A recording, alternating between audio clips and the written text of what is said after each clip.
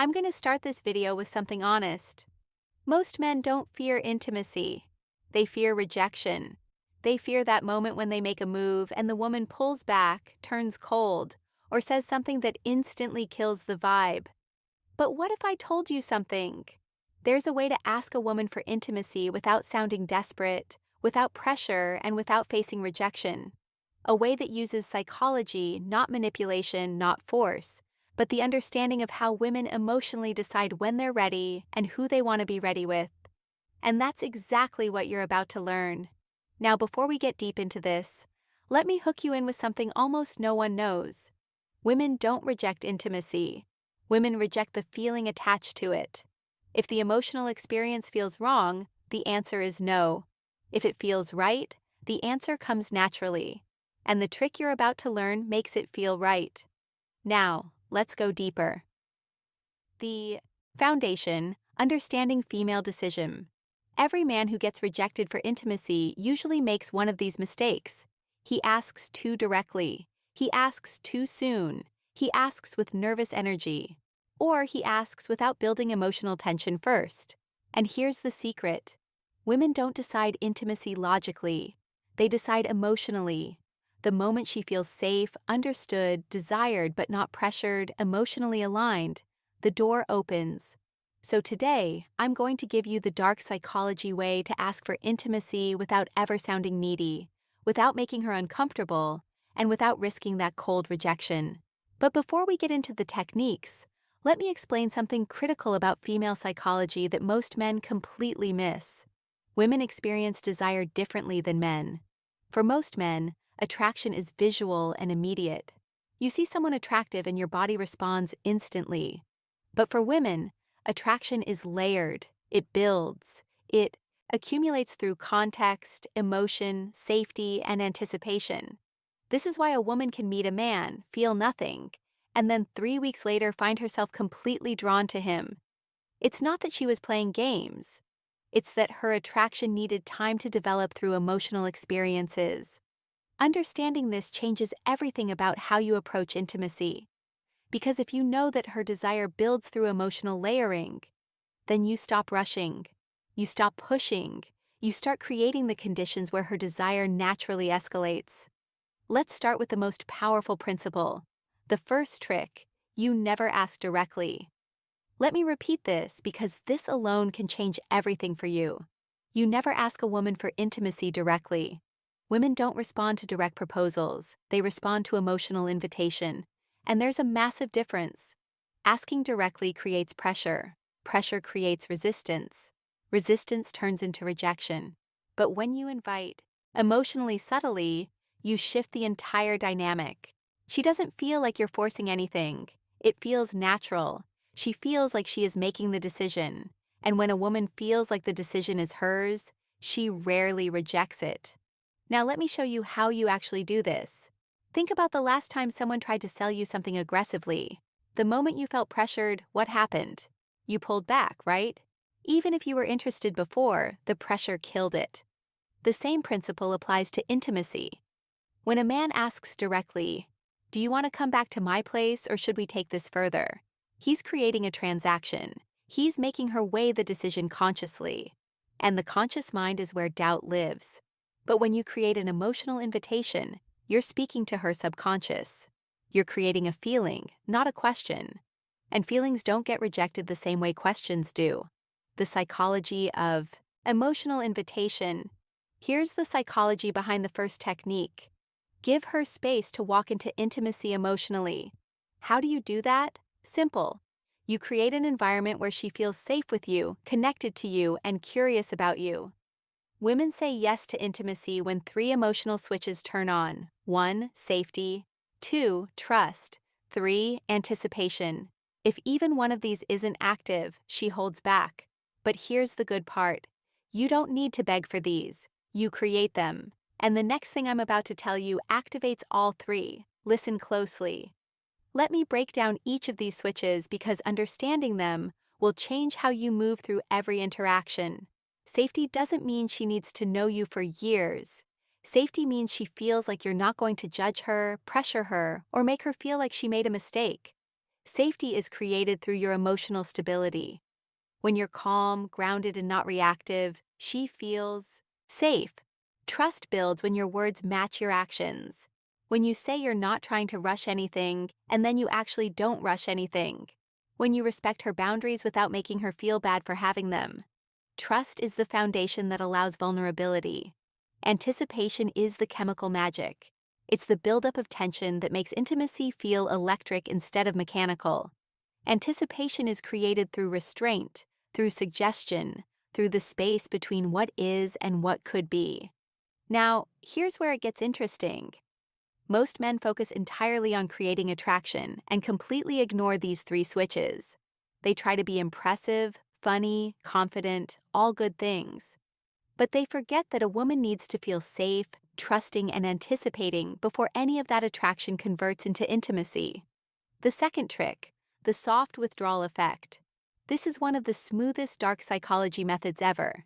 Here's how it works. Instead of leaning in towards intimacy, you gently lean out. Not in a rude way, not in a cold way, just in a way that shows you're comfortable with connection, but not demanding it. This does two things. 1, it removes pressure instantly. 2, it creates emotional space where she starts leaning in.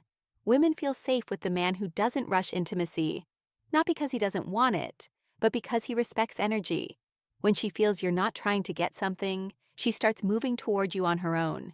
And that is exactly when rejection disappears, because now it's her idea. Let me give you a concrete example of how this looks in real time. You're sitting close to a woman. There's chemistry. The conversation is flowing.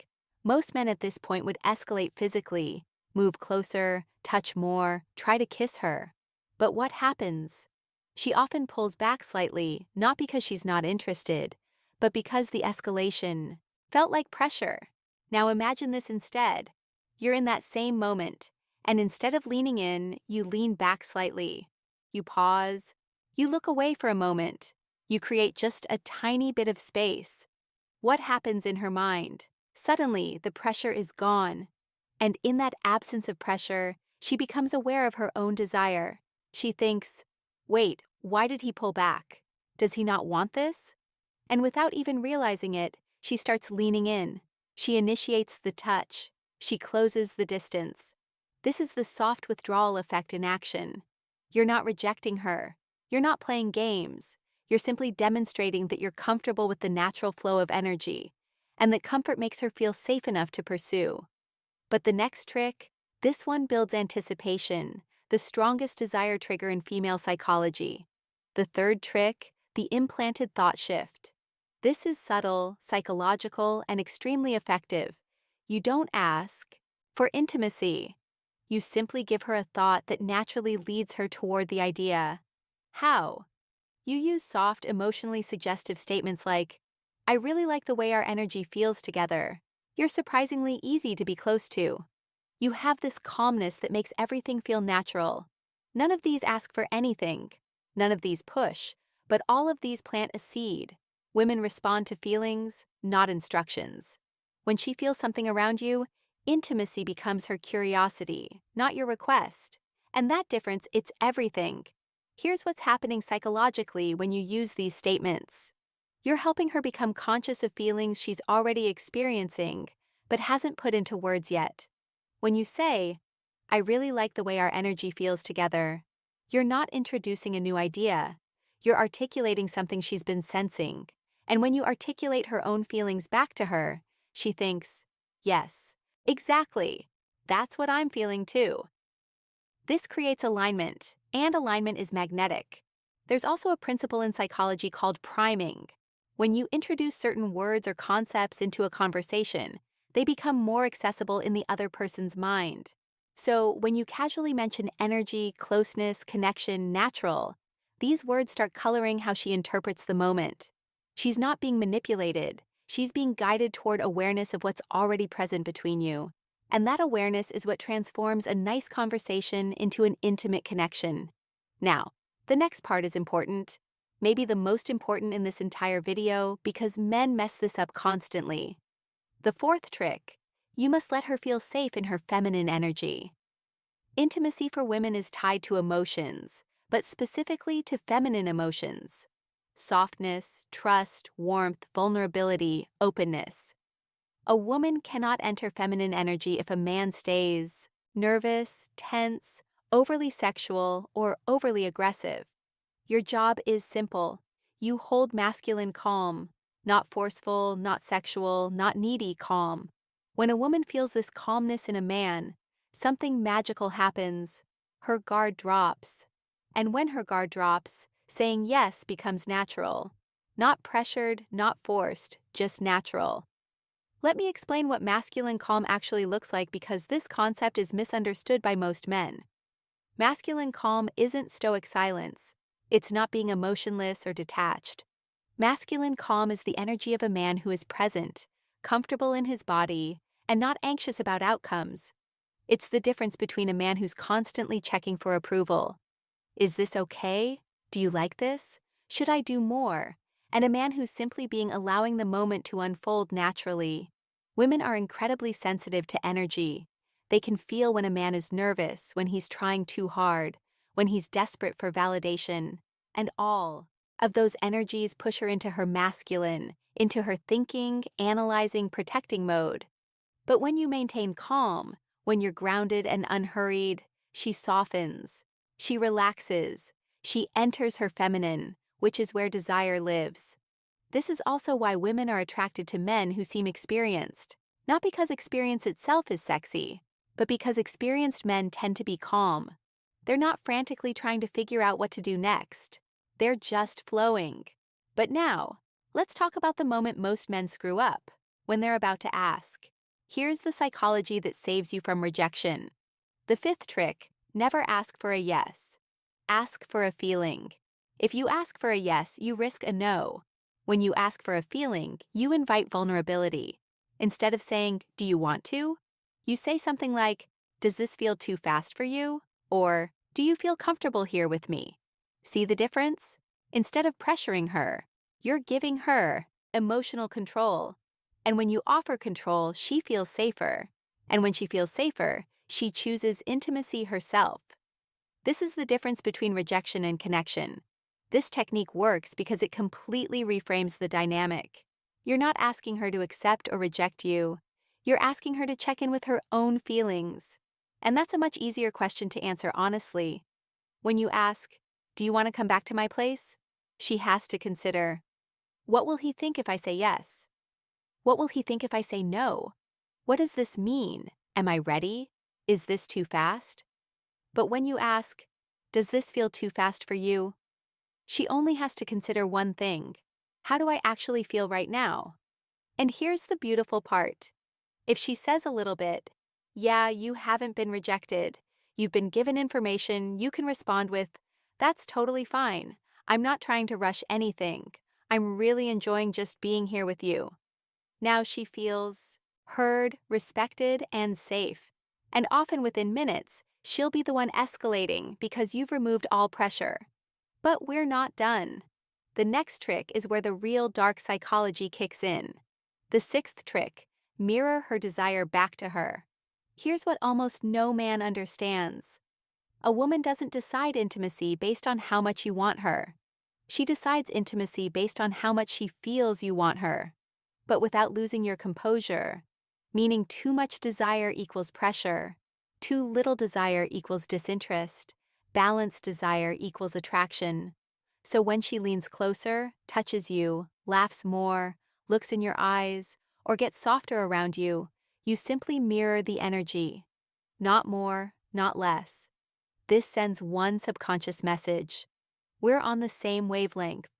This alignment is one of the strongest psychological signals for intimacy. Mirroring is a deeply hardwired social mechanism. From infancy, humans learn connection through mirroring. When a baby smiles and the parent smiles back, the baby learns, "I am seen, I am understood, I am safe." The same mechanism is active in adult intimacy.